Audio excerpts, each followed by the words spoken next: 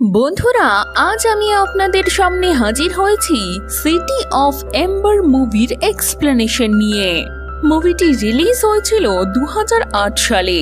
Movie যখন শুরু হয় তখন দেখানো হয় পৃথিবীতে একটা প্লিজ ছড়িয়ে পড়েছে, যার ফলে পৃথিবী এখন আর বসবাসযোগ্য নেই।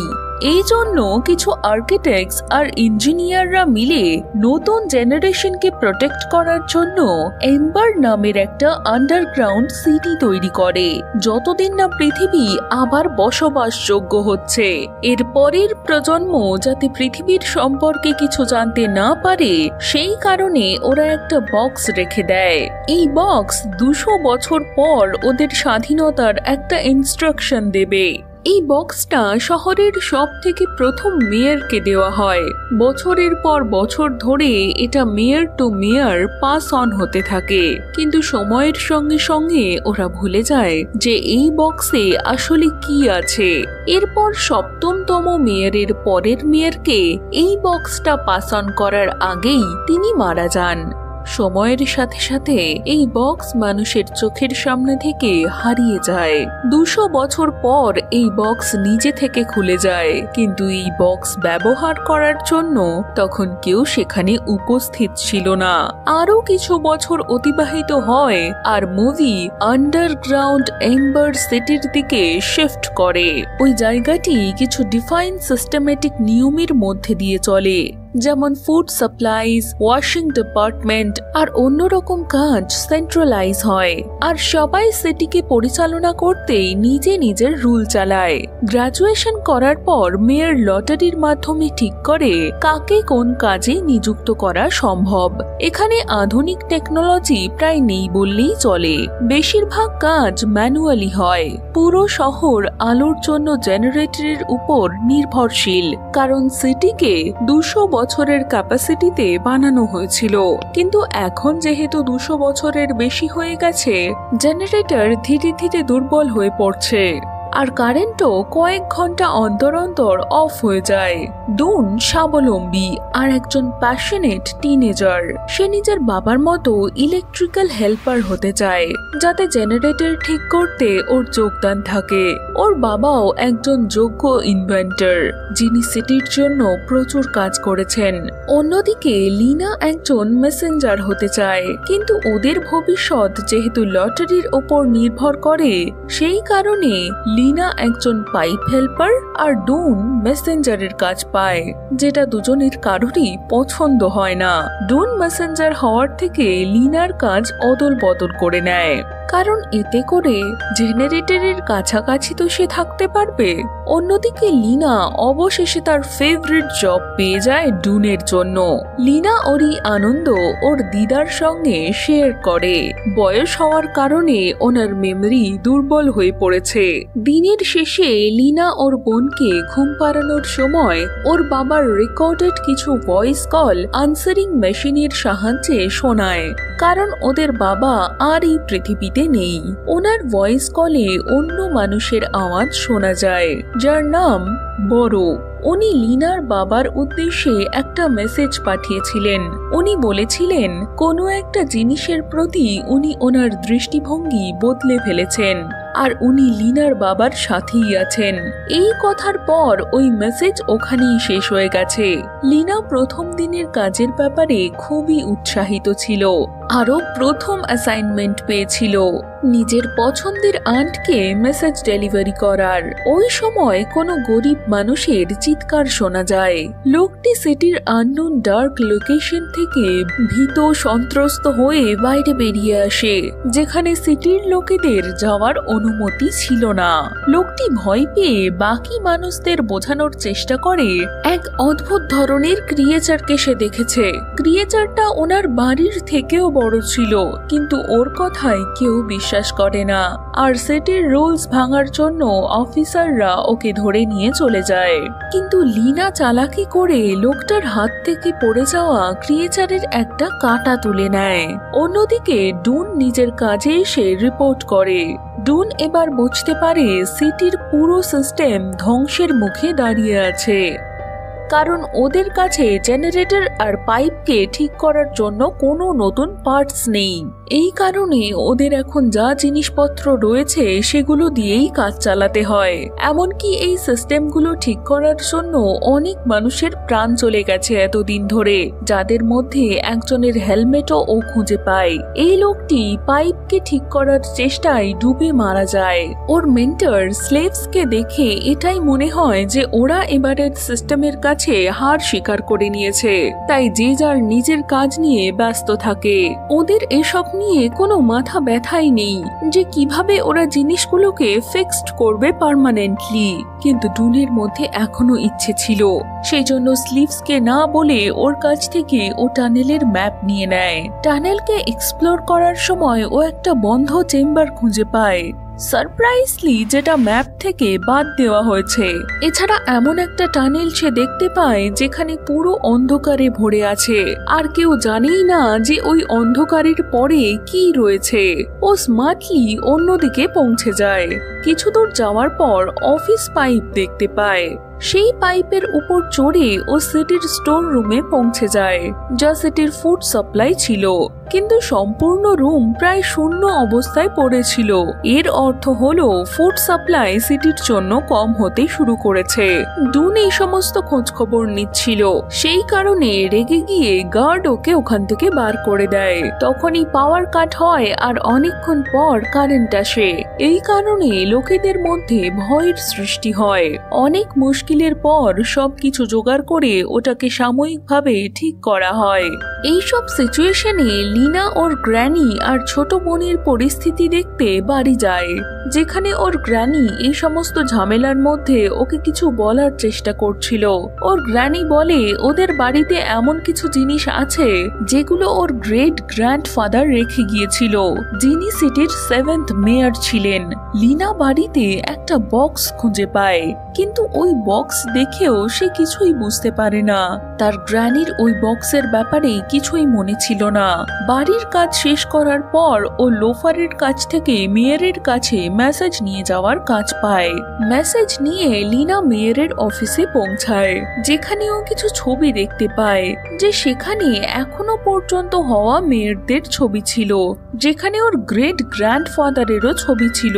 আর ওনার হাতে সেই বক্স ছিল, যে বক্সটা কিছুক্ষণ আগে লিনা ওর বাড়িতে খুঁজে পেয়েছিল। মুভিতে একটা ছোট সমস্যার সমাধান হয়। লিনার গ্রেট গ্র্যান্ডফাদার ছিলেন সেই মেয়র যার মৃত্যুর পর ওই বক্স আর খুঁজে পাওয়া যায়নি। মেসেজ দেওয়ার সময় মেয়রের ড্রয়ারে সে অনেক টিন ক্যানস দেখতে পায়, যা মেয়র তাড়াতাড়ি লুকানোর চেষ্টা করছিল। আসলে বস্তুটা কি ছিল সেটা আমরা পরে বুঝতে পারবো। লিনা যখন লোফারকে কনফার্ম করতে ফিরে আসে যে সে মেসেজ দিয়ে দিয়েছে, তখন ও লোফারকে কারোর সঙ্গে গোপনে কথা বলতে শোনে। ও শুধু নিজের কথা ভাবছে, অথচ সিটি তাড়াতাড়ি ব্ল্যাক আউট হয়ে যাবে। সিটিতে এখন অন্যান্য সমস্যাও দেখা দিয়েছিল, কারণ ফুড সাপ্লাইজ আর মেডিসিনের শর্টেজেস হতে থাকে। লিনার দেখা ডুনের সাথে হলে ওকে ওই ক্রিয়েচারের কাঁটা ও দেয়, যেটা দেখে ডুন বুঝে যায় এটা বিটলের শরীরের একটা পার্ট। কিন্তু বিটল এত বড় কি করে হতে পারে? ডুনের বাবার কাছেও এই প্রশ্নের কোনো উত্তর ছিল না। উনি ডুনকে কোনো কারণবশত এইসব ব্যাপারে ঢুকতে বারণ করেন। এমনকি জেনারেটরের ব্যাপারে উনি কোনো কথা বলতে চান না।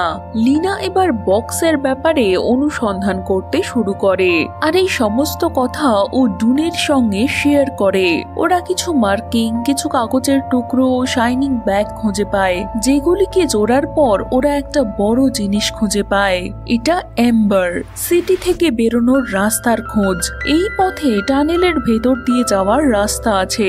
লিনার একটা বিষয় খুব অবাক লাগে, এই বস্তুকে সার্কুলার ম্যানারে কেন লেখা হয়েছে। এই কনফিউশনকে তখনকার মতো দূরে সরিয়ে রাখলেও তখন ডুনের মনে পড়ে যায় এই ইনস্ট্রাকশনের সঙ্গে ম্যাপের আননোন লকড ডোরের কোনো সম্পর্ক রয়েছে। তাই সঙ্গে সঙ্গে ওরা লুকিয়ে টানেলের মধ্যে যায়। ওখানে ওরা কাউকে খুঁড়িয়ে খুঁড়িয়ে দৌড়াতে দেখে। তার হাত থেকে কিছু খাবারের প্যাকেট পড়ে যেতে দেখা যায়। তখন ওদের মনে প্রশ্ন জাগে যে এই ধরনের দামি খাবার কোথা থেকে এলো, কারণ এই ধরনের খাবার তো অনেকদিন আগে থেকেই বন্ধ হয়ে গিয়েছিল, আর স্টোর রুমে তো ফুড সাপ্লাই অনেকদিন আগেই কমে গেছে। কোনো পরিণতিতে পৌঁছানোর আগেই ওরা চমকে ওঠে, কারণ ভয়ানক কোনো ক্রিয়েচার ওদের দিকে ধাওয়া করে আসে।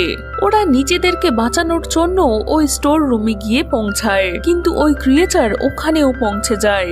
অবশেষে দুজনে টানেলের রাস্তা ধরে বেরিয়ে চলে যায়। তখন লিনা ডুনের হেলমেটের ওপর ওর বাবার নাম খুঁজে পায়।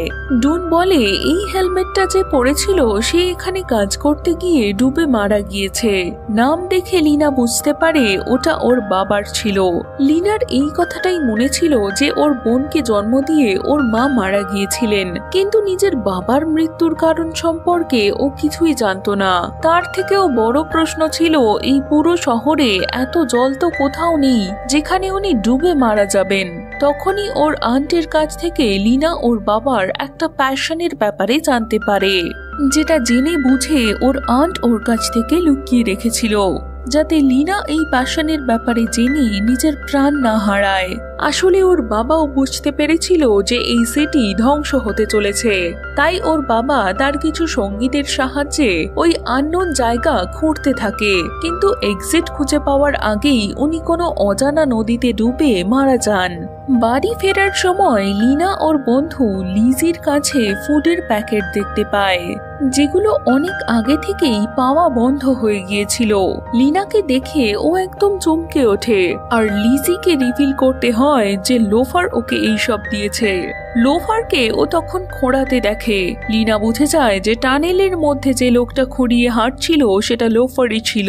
তখনই ওর মাথায় এক চিন্তা আসে, আর সঙ্গে সঙ্গে ও ডুনের সাথে ওই লকড চেম্বারের দিকে এগিয়ে যায়। আর ওর সন্দেহ সঠিক প্রমাণ হয়। মেয়র নিজের জন্য সমস্ত খাবার বাঁচিয়ে রেখেছে, আর এদিকে সিটির লোকেদের লিমিটেড সাপ্লাই দিয়ে মৃত্যুর মুখে সে ঠেলে দিচ্ছে। সেই কারণেই লিনা মেয়রের ক্যাবিনেটে এত ফুড ক্যান দেখতে পেয়েছিল। ওরা সতর্কতার সঙ্গে সেগুলো তুলে নিয়ে ওখান থেকে বেরিয়ে যায়। দুজনে লিনার বাড়িতে বসে ভবিষ্যতের প্ল্যান পরিকল্পনা করতে থাকে। লিনা যখন সেই সময় ওর বোনকে ওর বাবার রেকর্ড করা ভয়েস শোনাচ্ছিল, ডুন তখন নোটিস করে বড়র আওয়াজ যেটা ওর বাবার ছিল, যার পুরো নাম লরিস বারো হারো। তার মানে ওর বাবাও লিনার বাবার সাথে ওই খোঁজে যুক্ত ছিল। ডুনের বাবা এই কথা তার কাছ থেকে লুকিয়ে রেখেছিল, যাতে লিনার বাবার মতো আর কারোর প্রাণ না চলে যায়। ডুন বুঝে যায় সেই জন্যই ওর বাবা শুরু থেকে জেনারেটর আর এই সব ব্যাপার নিয়ে কথা বলা এড়িয়ে যেত।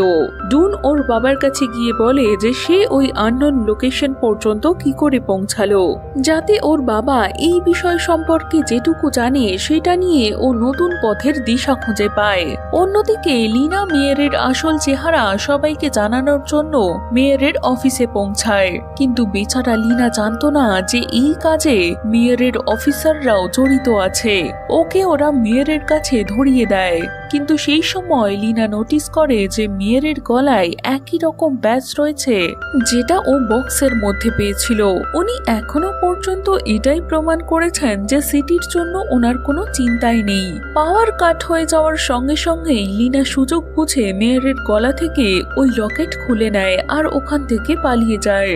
কিন্তু মেয়রের অফিসাররা লিনার পিছু নেয়। ওরা ওর পিছু নিয়ে ডুনের বাড়িতে পৌঁছে যায়। ওর বাবা বুদ্ধিমত্তার সঙ্গে ওকে ওখান থেকে পালিয়ে যেতে সাহায্য করে। আন্টের সিক্রেট লোকেশনে ওরা গিয়ে লুকিয়ে পড়ে। কোনো রাস্তাই ওদের কাছে খোলা ছিল না, কারণ মেয়রের গার্ড বাইরে ওদের জন্য অপেক্ষা করছিল। এখন আর কোনো উপায় না দেখে ওদের নজর ওই মেশিনের উপর পড়ে, যে মেশিনটা লিনার বাবা আর ডুনের বাবা ব্যবহার করেছিল এক্সিটের খোঁজ করতে গিয়ে। দুজনে কোনোভাবে মেশিনটাকে ব্যবহার করে ওরা সিটির ময়লা আবর্জনা ফেলার জায়গা দিয়ে বার হয়। এবার মেয়রের ব্যাচ আর ওদের কাছে থাকা ব্যাচ দুটোকে একসঙ্গে মেলানোর পর ওরা জেনারেটরের সাইন দেখতে পায়। তার মানে এটা জেনারেটরের সিম্বলের মধ্যে লুকানো থাকতে পারে, যেটাকে ওরা আনলক করতে পারে না। তখন লিনা ওর সিস্টার পপিকে নিয়ে জেনারেটর আনলক করার চেষ্টা করে, আর তখনই লিনা ওর কনফিউশনের জবাব পায়। ইনস্ট্রাকশনকে আসলে সার্কেলের মাধ্যমে কেন লেখা হয়েছে, কারণ ওটা জমির সাথে বানানো মার্কিং এর সঙ্গে যাতে ম্যাচ করে, আর ইনস্ট্রাকশন অনুযায়ী ওরা লকারের পিছনে এর খোঁজ করতে থাকে। তখন একটা লকারের পেছনে ওরা কিছু সিক্রেট চেম্বার পায়, যেখানে আরো অনেক লকার দেখতে পায়। ওই লকারের পেছনে বোট লেখা ছিল। ওরা ইনস্ট্রাকশন অনুযায়ী একটা লিভারকে ঘোরায়, আর এক এক করে লকারগুলো জেনারেটরের চেম্বারে যেতে থাকে।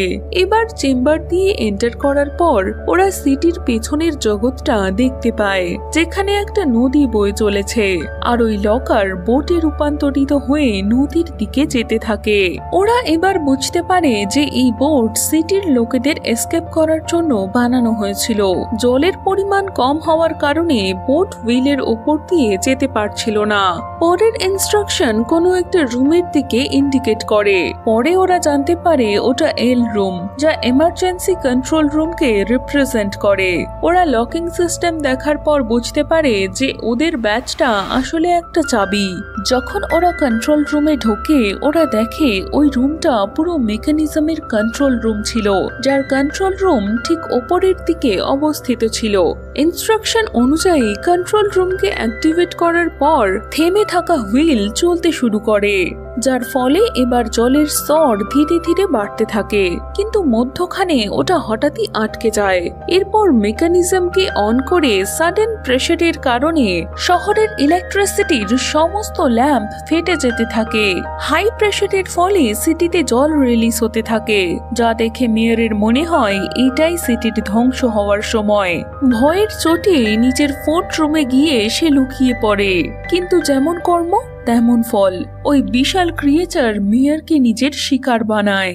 ভাগ্যবশত স্লেভস ওদের সাহায্যের জন্য চিৎকার শুনতে পায়। সঙ্গে সঙ্গে নিচে থেকে হুইলগুলোকে ফিক্সড করতে থাকে, যেগুলোকে ও ফিক্সড করতে সফল হয়। কিন্তু সিচুয়েশন এমন তৈরি হয় যে হুইলকে অ্যাক্টিভেট করার জন্য লিভারকে হোল্ড করে রাখা প্রয়োজন।